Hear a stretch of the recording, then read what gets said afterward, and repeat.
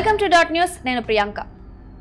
రాష్ట్రంలో సార్వత్రిక ఎన్నికల గడువు సమీపించిన ప్రస్తుత పరిస్థితుల్లో అధికార వైఎస్ఆర్ కాంగ్రెస్, ప్రతిపక్ష తెలుగుదేశం పార్టీల్లో ఫిరాయింపులు జోరందుకున్నాయి.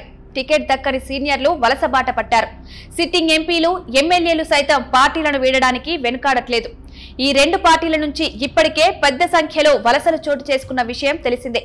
కేసినేని నాని, కేసినేని శ్వేత, నల్లగట్ల స్వామిదాస్, వల్లభనేని బాలశౌరి, లావు కృష్ణదేవరాయలు, కొలుసు పార్థసారథి ఇలా సీనియర్లందరూ పార్టీలు ఫిరాయించారు. ఎంపీలు డాక్టర్ సంజయ్ కుమార్, వేమిరెడ్డి ప్రభాకర్ రెడ్డి ఇదే బాటలో ఉన్నారు.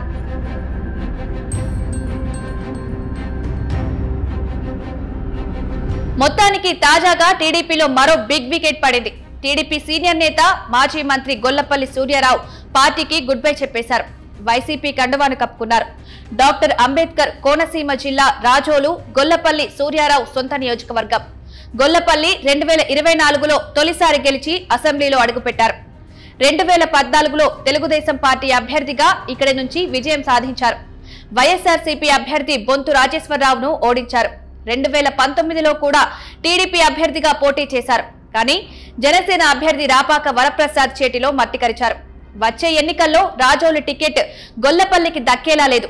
తన కూతురికి టికెట్ ఇప్పించే ప్రయత్నాలు ఉన్నారాయన.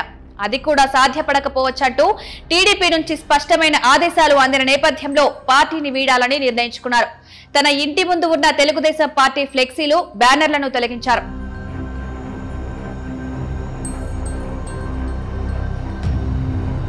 ఏపీ రాజకీయాల్లో పరిణామాలు చకచకా మారుతున్నాయనడానికి ఇదే నిదర్శనంలా ఉంది. టీడీపీకి రాజీనామా చేసిన కొన్ని గంటల్లోనే మాజీ మంత్రి గొల్లపల్లి సూర్యారావు వైసీపీ తీర్థం పుచ్చుకున్నారు. తాడేపల్లి క్యాంపు కార్యాలయంలో సీఎం జగన్ సమక్షంలో గొల్లపల్లి వైసీపీలో చేరారు. గొల్లపల్లికి వైసీపీ కండువా కప్పిన సీఎం జగన్ ఆయనను పార్టీలోకి సాదరంగా ఆహ్వానించారు. పార్టీ ఎదుగుదల కోసం సేవలు అందించాలని సూచించారు. ఇదే కార్యక్రమంలో పి గన్నవరం టీడీపీ నేత నేలపూడి స్టాలిన్ బాబు కూడా వైసీపీలో చేరారు. స్టాలిన్ కి కూడా సీఎం జగన్ వైసీపీ కండువా కప్పారు.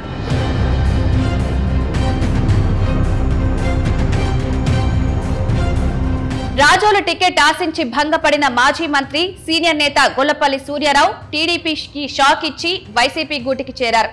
అయితే వైసీపీలోనూ రాజోలు టికెట్ ఆయనకు దక్కే అవకాశాలు లేవు. 2014లో రాజోలు నుంచి గెలిచిన గొల్లపల్లి 2019 ఎన్నికల్లో జనసేన అభ్యర్థి రాపాక వరప్రసాద్ చేతిలో ఓడిపోయారు. తర్వాత రాపాక వరప్రసాద్ వైసీపీకి మద్దతు ప్రకటించారు. ప్రస్తుతం రాపాక వైసీపీలోనే ఉన్నారు. మొత్తంగా చూస్తే టీడీపీకి మిగిలిన నియోజకవర్గాలకు కూడా టికెట్ ప్రకటిస్తే సీటు రాని నేతలంతా పార్టీని వీడే అవకాశాలున్నాయని పొలిటికల్ సర్కిల్లో టాక్ నడుస్తోంది.